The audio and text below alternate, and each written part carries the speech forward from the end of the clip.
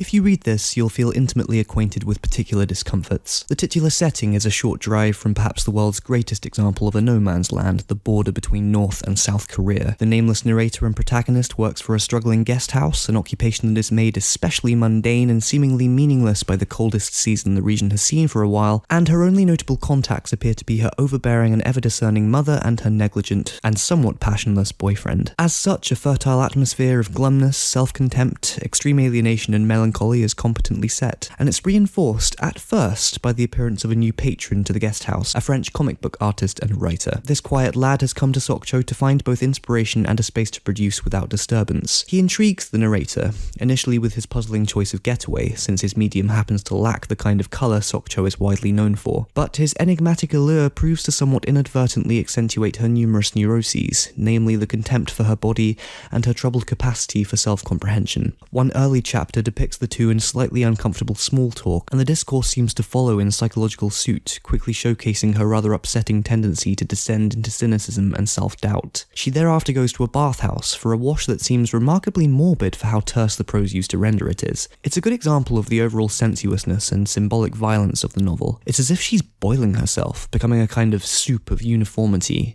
a, quote, mass of muscle and fat, as pink as the scar on her thigh. See, the narrator is persistently audienced to notes about the many ways in which she is supposedly imperfect.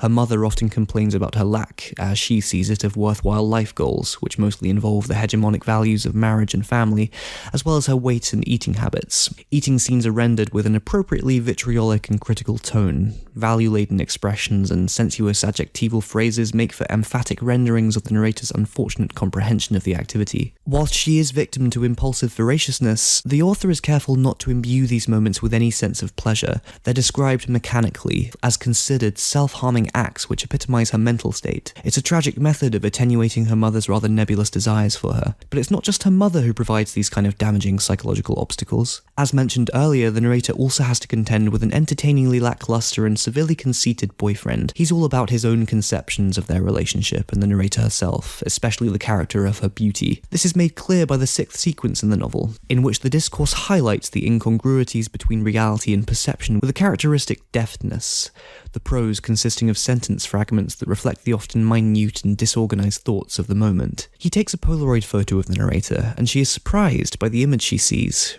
She feels no relation to it, no sense of herself, a feeling she seems to repress with quick rationalizations. It's not insignificant that the boyfriend is the one to take the photo, as a character, he is representative of what is lacking for our protagonist, an external comprehension of herself which sufficiently defamiliarizes, something so different that it validates her existence, which is where Karen comes in, our French comic book artist. More important than his status as a love interest, I mean they get on as well as two people who have been divorced for years, is his unique capacity for perception, the virtue of his artistic temperament.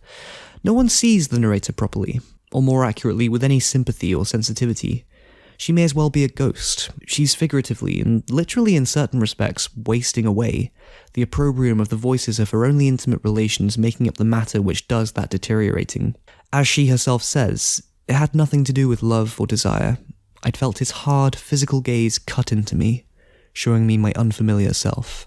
It's a novel of brief but nonetheless highly sensuous and challenging moments, all of which are composed of familiar human tensions, and painted by a prose that is terse but delicate, giving a voice and sense of gravity to the micro-injustices of intimacy and family.